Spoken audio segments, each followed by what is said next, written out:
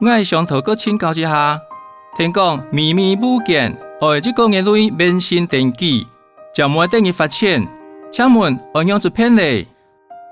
好，離婚係秘密物件的流程圖和應付文件。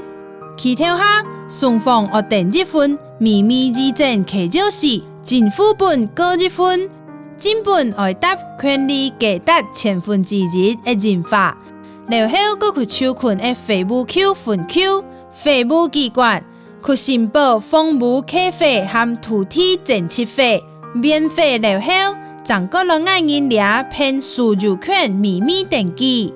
了解，我也要精闢呢條資料呢。